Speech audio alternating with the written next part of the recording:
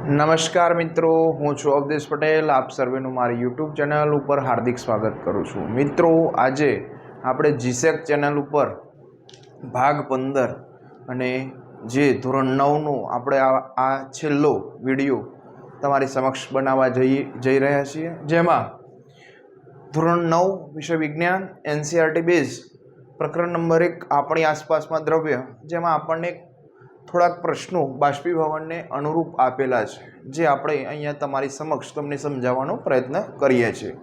બાષ્પીભવનના કારણે ઠંડક કેવી રીતે ઉદ્ભવે છે? તો મિત્રો, આપણે કોઈ પણ ખુલ્લા પાત્રની અંદર પાણી જે છે એ પાણીને રાખવામાં આવે છે, તો ત્યારે એમાંથી એની સપાટીના ક્ષેત્રફળમાં વધારો થાય છે અને વધુ તાપમાન અને ભેજની માત્રા વાતાવરણમાં ઘટે છે ત્યારે, અને પવન જે છે એ પૂરતા માત્રાની અંદર પ્રાપ્ત થાય છે ત્યારે એ પાણી આપણને ખબર છે કે એ બાષ્પ સ્વરૂપે રૂપાંતર થાય છે, બાષ્પીભવન થાય છે. તો અહીંયા આપણને સમજાવવાનો પ્રયત્ન કર્યો છે કે બાષ્પીભવનના કારણે આસપાસના ક્ષેત્રમાં ઠંડક કેવી રીતે ઉદ્ભવે છે. તો ખુલ્લા પાત્રમાં રાખેલ પ્રવાહી દરેક તાપમાને તેનું શું થાય? બાષ્પીભવન થાય. મિત્રો, આપણે બધાને ખબર છે કે ચોમાસા દરમિયાન જે તળાવો જે છે પાણીથી છલોછલ ભરાઈ જાય છે. સમય જતાં જતાં ધીમે ધીમે ઉનાળો આવે, ઉનાળા બાદ તમે જુઓ એ તળાવો જે છે, જળાશયો સુકાવા લાગે છે. કેમ? કારણ કે જેમ જેમ વાતાવરણનું તાપમાનના સંપર્કમાં જ્યારે જળાશયો રહેશે ત્યારે એ જળાશયોની સપાટી ઉપરના પ્રવાહીના કણો ધીમે ધીમે તાપમાન એટલે કે ઉર્જામાં વધારો થાય છે, સતત ગતિ ઉર્જામાં વધારો થશે તાપમાનના કારણે. ત્યારે દ્રવ્યના કણો જે છે એ બાષ્પમાં ફેરવાશે, એટલે કે ઉર્જા પ્રાપ્ત થવાના કારણે બાષ્પીભવન થાય છે. એટલે કે બાષ્પીભવન દરમિયાન ઉર્જાને પુનઃ પ્રાપ્ત કરવા માટે પ્રવાહીના કણો પોતાની આસપાસ ઉર્જાનું અવશોષણ કરે છે. મિત્રો, જ્યારે કોઈ પણ પ્રવાહી જે છે એ ઉર્જા પ્રાપ્ત કરે છે ત્યારે એ બાષ્પમાં ફેરવાય છે, પણ એ બાષ્પના કણો જે ઉર્જાનું અવશોષણ કરે છે, એબ્સોર્પ્શન કરે છે, જેના લીધે આસપાસ જે છે એ ઠંડક ફેલાય છે. એક મિત્રો આપણે ઉદાહરણ સમજીએ કે ગરમીના સમયગાળા દરમિયાન આપણે ઘણી વખત જોયું છે, અથવા આપણે પણ જાતે એ પ્રવૃત્તિ કરી છે કે જ્યારે વધુ અત્યારે ઉનાળાના સમયગાળાની અંદર તાપમાન જ્યારે ઊંચું હોય છે ત્યારે આપણે ઘરની આસપાસ વધુ પ્રમાણની અંદર ગરમીનો બફારો જ્યારે લાગે છે ત્યારે આપણે શું કરીએ છીએ? આસપાસ, ઘરની આસપાસ અથવા ઘરની છત ઉપર પાણીનો છંટકાવ કરીએ છીએ. તો જ્યારે પાણીનો તમે છંટકાવ કરો છો ત્યારે એ પાણી જે છે એ છત ઉપર જ્યારે છંટકાવ થાય છે ત્યારે એ છત ઉપર જે ઉષ્મા જે છે એ ઉષ્મા પ્રાપ્ત કરવાથી એ પાણીનું બાષ્પીભવન થશે. સાથે સાથે એ બાષ્પના કણો જે ઉર્જા ઉષ્મા, ગુપ્ત ઉષ્મા જે છે, ગુપ્ત ઉષ્મા, બાષ્પની જે ગુપ્ત ઉષ્મા જે છે એનું અવશોષણ કરે છે, ઉર્જા મેળવે છે, જેના કારણે આસપાસની બાષ્પમાંથી ઉર્જાનું અવશોષણ કરે છે અને પાણીની બાષ્પના કણો જે છંટકાવના કારણે એ ઠંડક આપે છે. તો મિત્રો, આપણે ઘણી વખત જોયું છે કે ગરમીના દિવસોમાં અંતે લોકો પોતાના મકાનની છત ઉપર કે ખુલ્લી જગ્યા ઉપર પાણીનો છંટકાવ કરે છે, જેનાથી આપણને પાણીના છંટકાવના કારણે શું થાય છે? ઠંડક મળે છે. એવી રીતે મિત્રો, આપણે હાથની અંદર એસીટોન એક એવું પ્રવાહી છે કે આપણે તમે જોયું હશે કે ઘણી બધી સ્ત્રીઓ જે છે એ નખ પોલિશ એટલે કે નેલ પોલિશ કરે છે, અને જ્યારે નખ પોલિશ કરે છે ત્યારે એને દૂર કરવા માટે એક પ્રવાહી જે વપરાય છે જેને આપણે એસીટોન કહીએ છીએ. તો એસીટોનનું અહીંયા સૂત્ર મેં લખેલું છે CH3CO CS3. તો આ એસીટોન જ્યારે આપણે હથેળીમાં રાખવામાં આવે છે ત્યારે આપણા શરીરમાંથી જે ઉર્જા એ એસીટોન જે છે એ એસીટોનના દ્રવ્યના કણો એ ઉર્જા મેળવે છે. હવે જે હથેળીમાંથી ઉર્જાનું અવશોષણ કરે છે, અને એ અવશોષણ થવાના લીધે આપણી હથેળીમાંથી એને ઉષ્મા મળે છે, અને ઉષ્મા મળવાના કારણે એની ગતિમાં વધારો થાય, પરંતુ એ ઉષ્માનું અવશોષણ થાય છે, અને અવશોષણના કારણે જે બાષ્પમાં રૂપાંતર થાય છે. સાથે સાથે આપણી હથેળીમાંથી જે ઉષ્મા મળે છે એ બાષ્પમાં ફેરવાય છે, પરંતુ આપણી હથેળીની ઉષ્મા બાષ્પમાં અવશોષિત થવાના કારણે એ આસપાસ આપણી હથેળીની અંદર ઠંડક આપણને મહેસૂસ થાય છે. એટલે કે એસીટોન જેવું દ્રવ્ય આપણે હથેળી ઉપર લેવામાં આવે છે ત્યારે આપણી હથેળી ઉપર થોડાક સમયમાં એ બાષ્પીભવન થાય, પરંતુ સાથે સાથે એ હથેળીમાં જ્યારે લેવામાં આવે છે ત્યારે આપણને આપણી ઉષ્માનું અવશોષણ કરી અને આપણને ઠંડક આપે છે.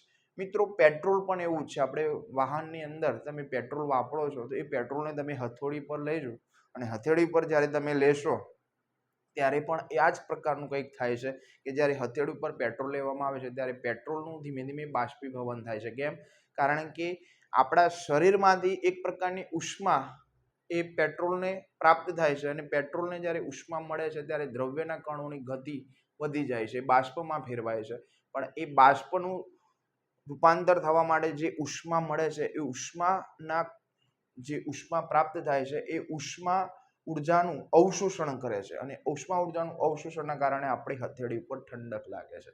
ડૉક્ટર આપણને સ્પિરિટનો આપણે ઉપયોગ તમને ખબર છે કે જ્યારે ડૉક્ટર આપણે એન્ટી બેક્ટેરિયલ એટલે કે આપણી ત્વચા ઉપર જ્યારે ઇન્જેક્શન લગાવે છે ત્યારે આપણને સ્પિરિટ જે છે તેને આપણે એક પ્રકારનું એન્ટીબેક્ટેરિયલ છે, એટલે કે આપણા જે ચેપ કોઈ ના લાગે એટલા માટે એન્ટીસેપ્ટિક તરીકે આપણે સ્પિરિટ લગાવવામાં આવે છે. તો ઇન્જેક્શન આપે છે ત્યારે એ સ્પિરિટ પણ તમે જો હથેળીમાં લેવામાં આવે છે તો ત્યારે પણ આપણને ઠંડક લાગે છે. એવી રીતે તમે ડિયોડ્રન્સ કે અત્તર જ્યારે શરીર ઉપર છંટકાવ કરો છો ત્યારે ઠંડક લાગવાનું કારણ મિત્રો એ જ છે કે ઉર્જાનું અવશોષણ થાય છે.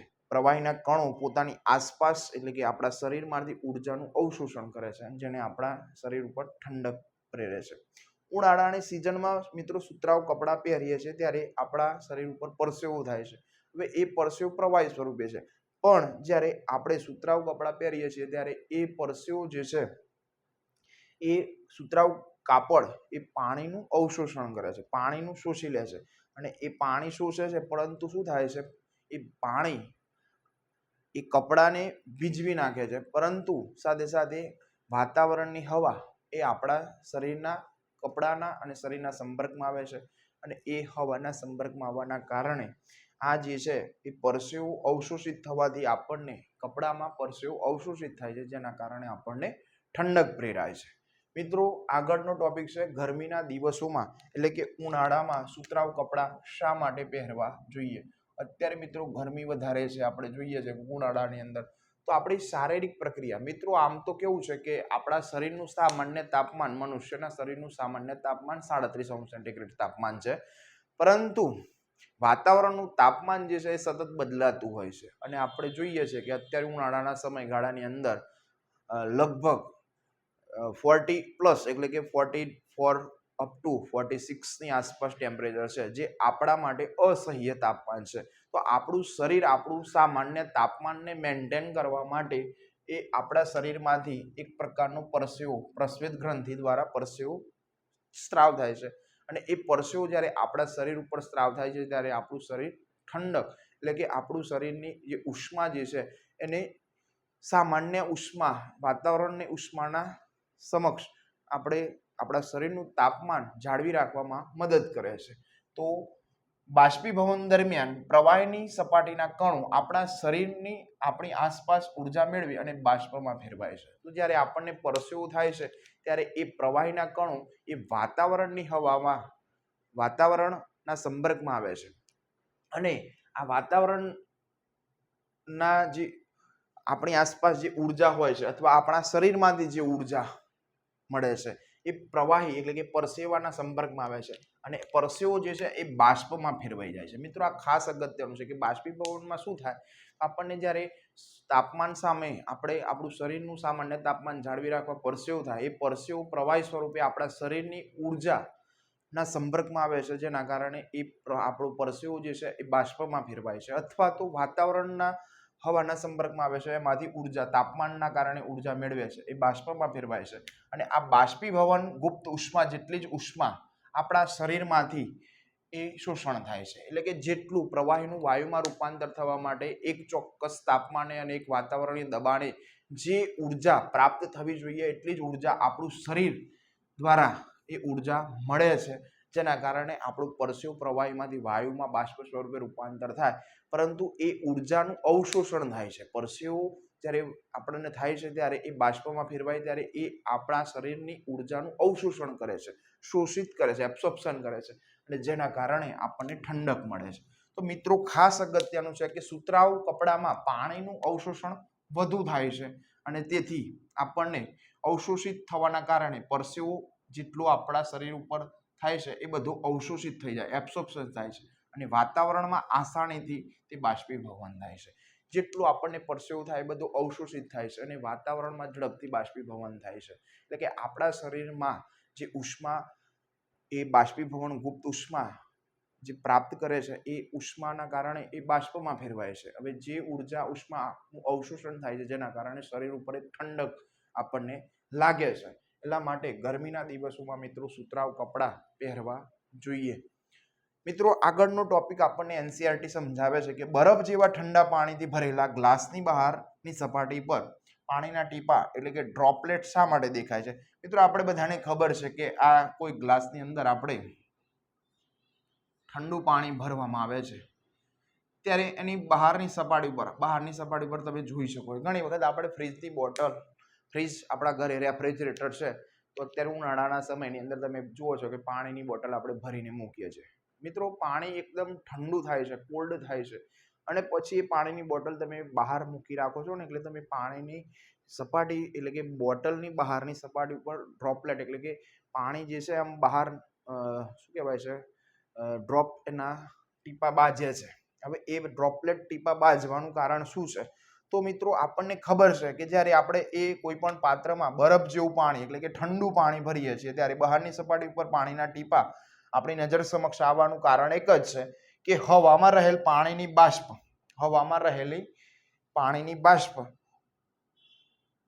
રહેલી પાણીની બાષ્પની ભેજ ઉર્જા એટલે કે ખાસ અગત્યનું છે કે હવામાં જે પાણીની બાષ્પની ભેજ અથવા ભેજની ઉર્જા ઠંડા પાણીના સંપર્કમાં આવે છે જેના લીધે આ ઠંડા પાણીના સંપર્કમાં આવવાના કારણે ઉર્જા જે છે એ ઘટી જાય છે અને પ્રવાહી અવસ્થામાં ફેરવાઈ જાય છે અને આ કારણે જ આ બૂંદના ટીપા જામે છે. મિત્રો અહીંયા ખાસ અગત્યનું છે કે જ્યારે અહીંયા એક ગ્લાસની અંદર ઠંડુ પાણી ભરેલું છે.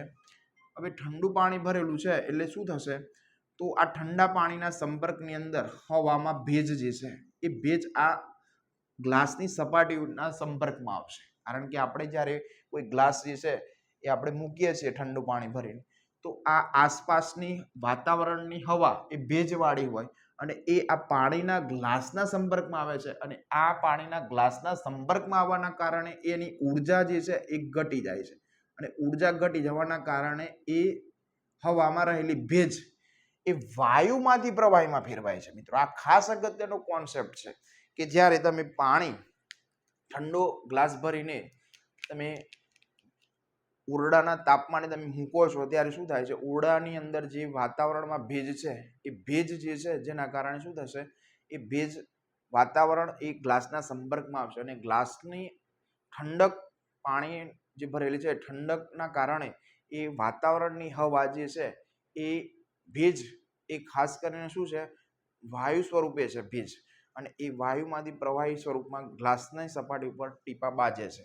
એટલે અહીંયા આપણને સમજાવવાનો પ્રયત્ન કર્યો છે કે હવામાં રહેલી પાણીની બાષ્પની ઉર્જા ઠંડા પાણીના સંપર્કમાં આવવાના લીધે એની ઉર્જા ઘટી જાય છે અને પ્રવાહી અવસ્થામાં ફેરવાય છે જેથી આપણને પાણી ઉપર જે બૂંદો અથવા ટીપા સ્વરૂપે દેખાય છે એ ટીપા ડ્રોપલેટ જે છે એ બાજે છે અને આમ ઠંડી બોટલ ઉપર અને ઠંડા પાણીથી ભરેલા ગ્લાસની અંદર એના સપાટી ઉપર જે ટીપા બાજવાનું મુખ્ય કારણ જ એક છે કે વાતાવરણની હવા એની ઉર્જા ભેજની માત્રા હોય છે પણ એ ઉર્જામાં ઘટાડો થાય છે જ્યારે ગ્લાસના સંપર્કમાં આવે છે અને ઠંડકના કારણે શું થાય છે? એ વાયુમાંથી પ્રવાહીમાં ફેરવાય છે અને આ ઘટનાના કારણે બાષ્પીભવન જે છે એ બાષ્પીભવનનો દર આપણને અલગ અલગ રીતે અહીંયા પ્રશ્નો દ્વારા સમજાવવાનો પ્રયત્ન કરેલું છે.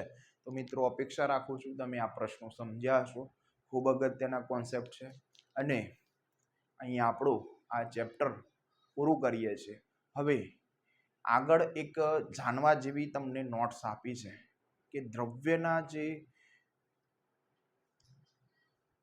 ઘટકો છે એ દ્રવ્યના ઘટકોના મુખ્યત્વે આમ તો 3 પ્રકારના દ્રવ્યની અવસ્થાઓ આપણે જોઈ ગયા: ઘન, પ્રવાહી અને વાયુ. પણ એ સિવાય પણ 2 અલગ અલગ દ્રવ્યની અવસ્થાઓ આપણે ભણવાની છે.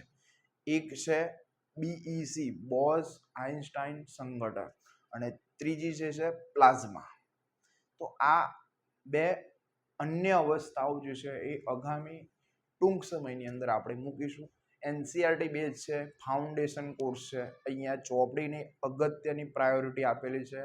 ધોરણ 11-12 સાયન્સની અંદર તમે દરેક તમામ કોન્સેપ્ટ સરળતાથી સમજી શકો એના માટે આપણે આ વિડીયો લેક્ચર બનાવીએ છીએ. તો દરેક ટોપિકને આપણે આવરી લઈશું. કોઈ ટોપિક આપણે એનસીઆરટી બુકનું સ્કીપ કરવાનું નથી. તો મિત્રો, આ તમામ વિડીયો લેક્ચર ફ્રીમાં અહીંયા હું તમારા માટે બનાવી રહ્યો છું. તો ખાસ તમારો પણ સાથ સહકાર જોઈશે કે ધોરણ 9ના પ્રકરણ 1ના તમામ વિડીયો આપણે અપલોડ કરી ચૂક્યા છીએ. ધોરણ 9ના જેટલા પણ તમારા મિત્રો હોય તેમના સુધી આ વિડીયો પહોંચાડો, જેના કારણે એમને પણ લાભ થાય. વિડીયો ગમે તો લાઈક કરજો, શેર કરજો, અને કંઈ પણ તમને મૂંઝવણ હોય તો કોમેન્ટ્સની અંદર પ્રશ્ન પૂછજો, જેથી હું તમને યોગ્ય તમને જવાબ આપી શકું. અને ખાસ ચેનલને સબસ્ક્રાઈબ કરવાનું ભૂલતા નહીં. જય હિન્દ, જય ભારત.